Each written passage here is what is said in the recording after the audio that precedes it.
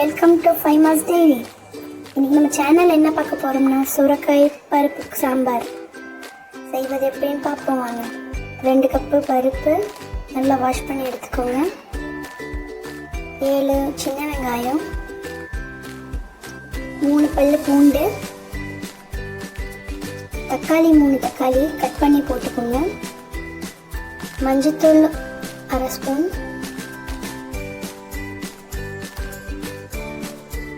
தண்ணி நல்லா ஊற்றிக்கோங்க. அரைக்கிற அளவு தண்ணி ஊற்றிக்கோங்க. ஊற்றிட்டு எண்ணெய் சிறிதளவு எண்ணெய் ஊற்றி குக்கர் மூடி 4 விசில் விட்டுக்கோங்க.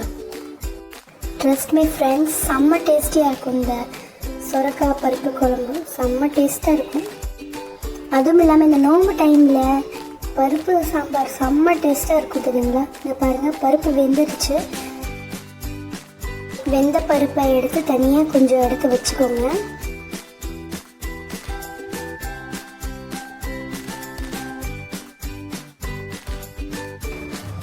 கரண்டிலே நல்லா மசிச்சு விடுங்க. அந்த வெந்த பருப்பை இந்த மாதிரி மசிச்சுக்கோங்க. 2 டீஸ்பூன் சாம்பார் பொடி போடுங்க. ஹோம்மேட் சாம்பார் பொடி தான் நான் யூஸ் பண்ணுறது. நல்லா கலந்துக்கோங்க, மிக்ஸ் பண்ணிக்கோங்க. நல்லா இந்த மாதிரி நல்லா மிக்ஸ் பண்ணிவிட்டு கொஞ்சம் தண்ணி சேர்த்துக்கோங்க. ரொம்ப திக்காக இருந்தால் கொஞ்சம் தண்ணி சேர்த்துக்கோங்க. தண்ணி சேர்த்துட்டு நல்லா இப்படி கலந்து விட்டு தேவையான அளவு உப்பு போட்டுக்கோங்க. ஒரு சில பேர் உப்பு ஜாஸ்தி போட்டுக்கோங்க, ஒரு சில பேர் கம்மியாக கூட போட்டுருப்பாங்க. உங்களுக்கு தேவையான அளவு உப்பு நீங்கள் போட்டுக்கிட்டு நல்லா கலந்து விட்டு சுரைக்காய் 1 கப்பு போட்டுக்கோங்க. நான் நீட்ட சுரைக்காய் தான் எடுத்துருக்கிறேன். ஒரு கடாயில் எண்ணெய் ஊற்றி எண்ணெய் நல்லா சூடானதுக்கப்புறம் கடுகு சீரகத்தையும் போட்டுக்கோங்க.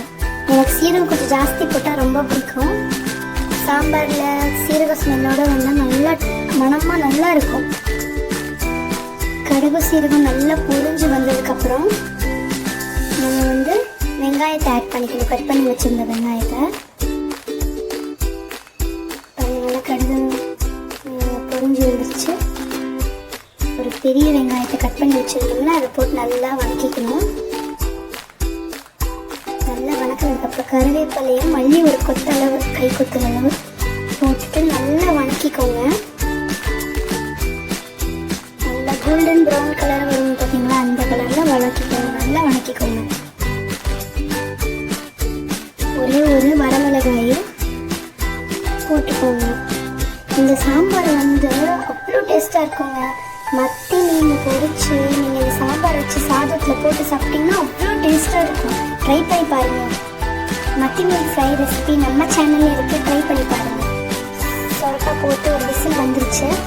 பாருங்கள், நல்லா வெந்ததுக்கப்புறம் சிம்மில் வச்சு விசில் இறங்கினதுக்கப்புறம் மறுபடியும் அடுப்பில் வச்சு சிம்மில் வச்சுட்டு அந்த எடுத்து வச்ச பருப்பை சேர்த்துக்கோங்க. சேர்த்துக்கிட்டு மிக்ஸ் பண்ணிவிட்டு நல்லா மிக்ஸ் பண்ணிக்கோங்க. சுரைக்காய் ஒரே விசிலில் வெந்துடுங்க, ஒரு விசிலுக்கு மேலே விடாதீங்க.